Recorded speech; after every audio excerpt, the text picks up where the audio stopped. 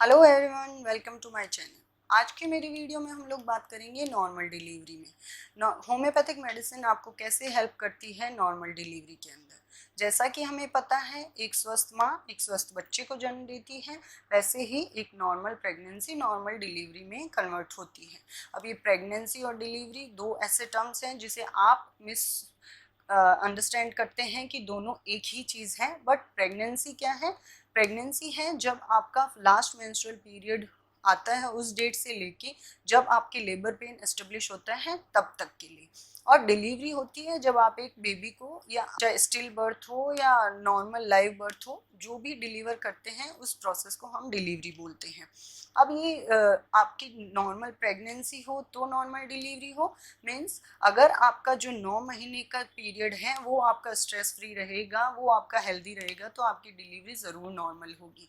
अब normal delivery वो होती है सिर्फ 2 या 3 घंटे के लिए, बट उसका स्ट्रेस आप पूरे 9 महीने लेते हैं।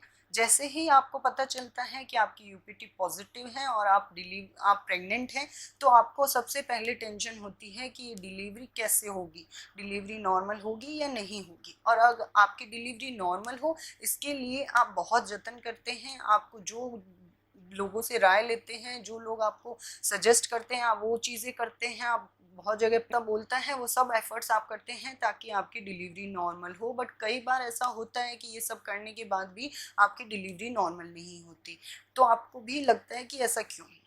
ऐसा इसलिए कि कई आप इम्पोर्टेंट चीज़ें इस दौरान भूल जाते हैं। सबसे इम्पोर्टेंट क्या भूलते हैं आप इस दौरान? ANC checkups. जो एएनसी चेकअप्स होने चाहिए आपके पूरे 9 महीने में, वो कम से कम 4 एएनसी चेकअप होने चाहिए। बट मैंने देखा है मोस्टली आप 1 या 2 भी नहीं करते हैं कंप्लीट। अब ये एएनसी चेकअप्स क्या है? इस दौरान ये हम इसमें देखते हैं कि माँ और बच्चे दोनों की हेल्थ का कैसी है। ये जब फर्स्ट 3 मंथ में फर्स्ट एएनसी होती है, 4 to 6 मंथ में सेकंड, एंड 7 to 8 मंथ में थर्ड, और 9th मंथ में फोर्थ एएनसी होती है। इन एएनसी के दौरान हम देखते हैं कहीं आप एनीमिक तो नहीं हैं, कहीं आपको डायबिटीज़ तो नहीं हो गई है, कहीं आपको बीपी तो नहीं है। आपकी और आपके बच्चे की हेल्थ और वेट, ये सब कैसा चल रहा है, ये सब चीज़ें यहाँ इसी एएनसी के अंदर होती है। इस एएनसी में हम लोग आपके सारे लैब टेस्ट करते हैं, जिसमें ब्लड ग्रुप भी होता है और आपका सीरोलॉजी टेस्ट होता है, जिससे हमें आगे पता रहे कि आपकी क्या चीज़ें हैं, क्या ऐसा ब्लड ग्रुप है जो हमें आगे ध्यान रखना चाहिए। बट मोस्टली मैंने देखा है एएनसीज आप लोग अटेंड ही नहीं करते हैं, तो ये मत भूलिए, आपको एएनसी चेकअप्स जरूर करवाने चाहिए। एटलीस्ट 4 चेकअप तो आपके होने ही चाहिए।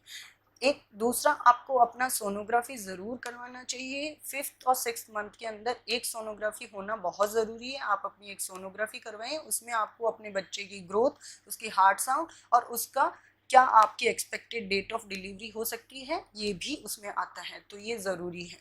और जो थर्ड आपको ध्यान रखना चाहिए, आपका न्यूट्रिशन। आपका न्यूट्रिशन के अंदर लीफी चीज़ें, मीन्स हरी सब्जियां, ऐसे फ्रूट्स जिसमें विटामिन मिनरल्स हो, आयरन हो, कैल्शियम हो, प्रोटीन हो, ये सब चीज़ें आपको खानी चाहिए।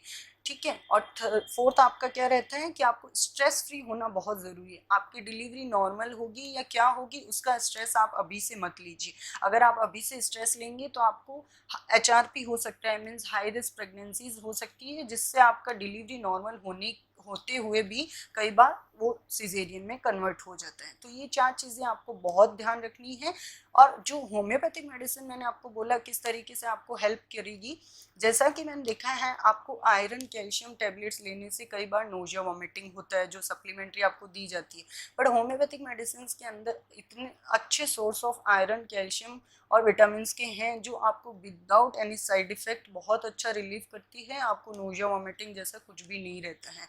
आपकी जो मॉर्निंग सिकनेस होती है वो मोस्टली फर्स्ट ट्राइमेस्टर में होती है, बट कई बार आपको रहता है कि मॉर्निंग सिकनेस है और उससे भी आपको स्ट्रेस होता है, आप परेशान रहते हैं, तो होम्योपैथी आपकी उस मॉर्निंग सिकनेस को भी रिलीफ कर देती है।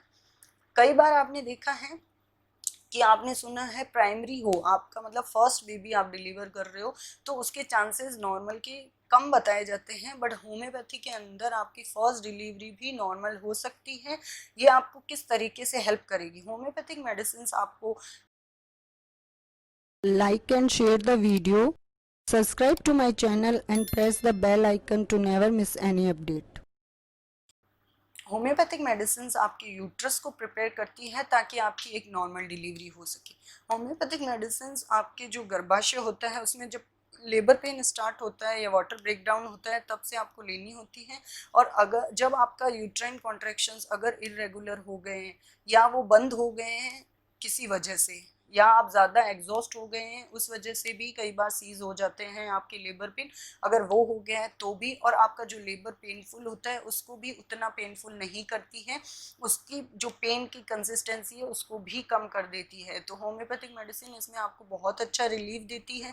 जो आप अपनी किट बनाते हैं उस किट के अंदर आप अपनी होम्योपैथिक मेडिसिन को भी रख सकते हैं, और जैसे ही आपका वाटर ब्रेकडाउन हो आप वो होम्योपैथिक मेडिसिन को शुरू कीजिए, आपकी डिलीवरी नॉर्मल होगी ही होगी। और जो आपको टाइम पीरियड बताया जाता है कि 6, 7, 8 घंटों में होगा, वो टाइम पीरियड भी शॉर्ट कर देती है। बट ये मेडिसिन क्या है, कैसे लेनी है, इसके लिए आपको मेरे चैनल को सब्सक्राइब करना होगा और आप मेरे को मेल करके ये सजेशंस ले सकते हैं, क्योंकि इसमें हमें कई फैक्टर्स भी आपके देखने होते हैं कि आपकी बेबी ग्रोथ क्या है, आपका HRP क्या है, आपका कंडीशन क्या है, उस अकॉर्डिंग आपके साइन एंड सिम्टम्स आपकी उस कंडीशन को देखते हुए हमें क्या मेडिसिन प्रिस्क्राइब करनी है, किस पोटेंसी में देनी है, कितना फ्रिक्वेंसी में देना है, ये सब चीज़ें मैं आपको उसमें बताऊंगी। होम्योपैथिक मेडिसिन आपकी प्राइमरी को भी नॉर्मल करती है, और जो आपका बोला जाता है कि कभी भी ये प्रेगनेंसी जिसने फर्स्ट प्रेगनेंसी जिसकी सीजेरियन हुई है वो कभी वो सेकंड का उसका सेकंड भी सीजेरियन होगा, ये आपको बहुत बार बोलते हैं, बट ऐसा नहीं है। अगर आपका फर्स्ट बेबी सीजेरियन है तो सेकंड आपकी डिलीवरी नॉर्मल हो सकती है। होम्योपैथी आपकी सेकंड डिलीवरी को नॉर्मल कर देती है। मेरे ऐसे बहुत से केसेस हैं जिसमें मैंने प्राइमरी में भी नॉर्मल डिलीवरी हुई है और उनका जो टाइम पीरियड है वो बहुत शॉर्ट हुआ है, उनका लेबर पेन की कंसिस्टेंसी और जो फ्रीक्वेंसी है वो भी सही हुई है, उतना उन्होंने सीवियर लेबर पेन भी नहीं सफ़र किया है। और दूसरा जो जिनके सिजेरियन थे फर्स्ट, उनके नॉर्मल डिलीवरी सेकंड हुई है विदाउट एनी कॉम्प्लिकेशंस। तो आपको जो भी इससे रिलेटेड मेरे से सजेशंस चाहिए आप मुझे मेरे नीचे मेल आईडी में जो डिस्प्ले है उस पर मैसेज कर सकते हैं, मेल कर सकते हैं, मेरे वीडियो पे मुझे कमेंट करके भी पता कर सकते हैं, और आप मुझे इंस्टाग्राम आईडी पे फॉलो करके भी मुझे मैसेज कर सकते हैं। नॉर्मल डिलीवरी के लिए कुछ टिप्स मैं आपको देना चाहूँगी। पहला, आप कैल्शियम की टेबलेट और आयरन की टेबलेट कभी भी एक साथ मत लीजिए।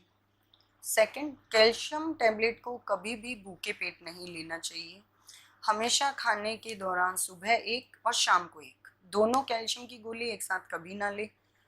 तीसरा ये है कि जो आपका सोने का साइड है वो हमेशा लेफ्ट की तरफ ज़्यादा रखिए, क्योंकि वहाँ से ब्लड सर्कुलेशन आपके फीटस को डायरेक्ट होगा और इससे आपके फीटस को ग्रोथ मिलेगी। अगर आपके थर्ड नंबर, अगर आपको आपके अंदर एनीमिया है, मीन्स अगर आपको खून की कमी है, आपको कोई और आहार नहीं मिल रहे हैं, तो आप गुड़ खा सकते हैं और एक मुट्ठी मूंगफली के दाने, ये आपके आयरन की डेफिशिएंसी को कंप्लीट करेंगे। फोर्थ, जो सबसे मेन है, डिलीवरी के बाद 2 घंटे के अंदर माँ का और बच्चे का स्किन कांटेक्ट ज़रूर करवाइए, इससे उन दोनों का आपस का कांटेक्ट अच्छा बनेगा और उन दोनों का एक रिलेशनशिप एस्टेब्लिश होगा। तो ये बातें आप ज़रूर ध्यान रखिए। इसके होंगी, स्ट्रेस फ्री रहिए, आप ये टेंशन मत लीजिए कि आपकी डिलीवरी कैसी होगी, आपकी डिलीवरी नॉर्मल होगी अगर आपने 9 महीने स्ट्रेस फ्री निकाले हैं। तो आप मेरे वीडियोस को लाइक, शेयर एंड कमेंट कीजिए और मेरे चैनल को सब्सक्राइब कीजिए। Thank you so much.